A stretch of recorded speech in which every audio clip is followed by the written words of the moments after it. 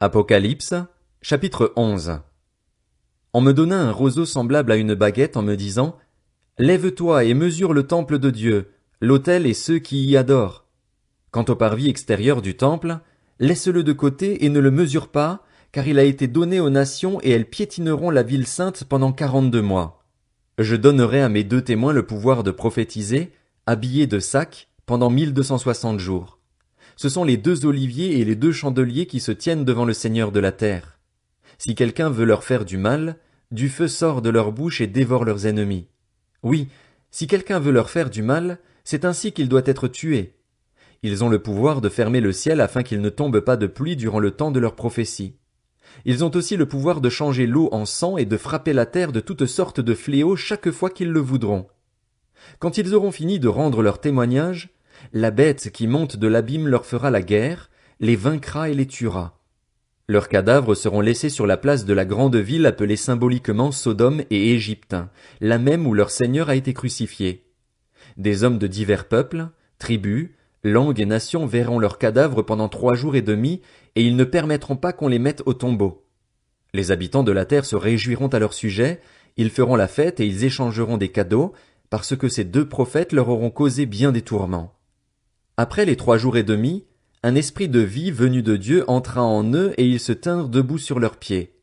Une grande crainte s'empara alors de ceux qui les voyaient. J'entendis une voix forte qui, du ciel, leur disait, « Montez ici !» Et ils montèrent au ciel dans la nuée sous les yeux de leurs ennemis. À ce moment-là, il y eut un grand tremblement de terre et le 10e de la ville s'écroula. 7000 hommes furent tués dans ce tremblement de terre.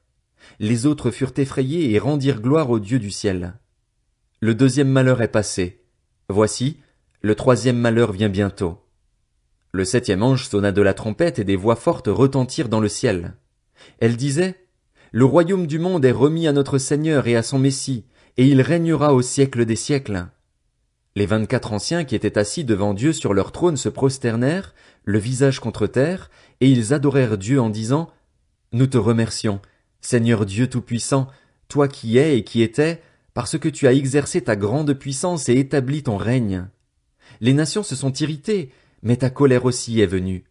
Voici le moment de juger les morts, de récompenser tes serviteurs les prophètes, les saints et ceux qui craignent ton nom, petits et grands, et de détruire ceux qui détruisent la terre. Alors le temple de Dieu qui est dans le ciel fut ouvert et l'arche de son alliance apparut dans son temple.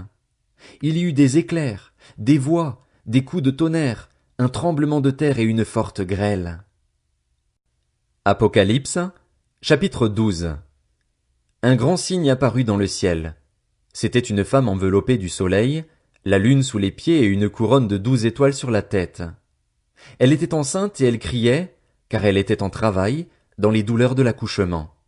Un autre signe apparut dans le ciel. C'était un grand dragon rouge feu, qui avait 7 têtes et 10 cornes, et sur ses têtes 7 diadèmes. Sa queue entraîna le tiers des étoiles du ciel et les jeta sur la terre. Le dragon se plaça devant la femme qui allait accoucher, afin de dévorer son enfant dès qu'il serait né.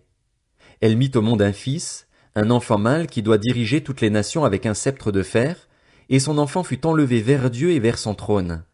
Quant à la femme, elle s'enfuit dans le désert, où Dieu lui avait préparé une place, afin d'y être nourrie pendant 1260 jours. Il y eut alors une bataille dans le ciel. Michel et ses anges combattirent contre le dragon.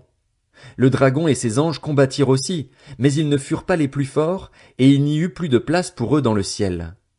Il fut jeté dehors, le grand dragon, le serpent ancien, appelé le diable et Satan, celui qui égare toute la terre. Il fut jeté sur la terre et ses anges furent jetés avec lui. Puis j'entendis dans le ciel une voix forte qui disait, « Maintenant le salut est arrivé, ainsi que la puissance, le règne de notre Dieu et l'autorité de son Messie. En effet, il a été jeté dehors, l'accusateur de nos frères et sœurs, celui qui les accusait jour et nuit devant notre Dieu. Ils l'ont vaincu grâce au sang de l'agneau et grâce à la parole de leur témoignage, et ils n'ont pas aimé leur vie au point de craindre la mort. C'est pourquoi réjouis-toi, ciel, et vous qui habitez le ciel. Mais malheur à vous, habitants de la terre et de la mer, car le diable est descendu vers vous, animé d'une grande colère, sachant qu'il lui reste peu de temps. » Quand le dragon vit qu'il avait été précipité sur la terre, il poursuivit la femme qui avait mis au monde l'enfant mâle. Mais les 2 ailes du grand aigle furent données à la femme, afin qu'elle s'envole au désert, vers l'endroit où elle doit être nourrie un temps, des temps et la moitié d'un temps, loin du serpent. Alors le serpent vomit de sa gueule comme un fleuve d'eau derrière la femme, afin qu'elle soit entraînée par le courant. Mais la terre secourut la femme. Elle s'ouvrit et engloutit le fleuve que le dragon avait lancé de sa gueule. Furieux contre la femme, le dragon s'en alla faire la guerre au reste de sa descendance, à ceux qui respectent les commandements de Dieu et qui gardent le témoignage de Jésus. Et je me tins sur le sable de la mer.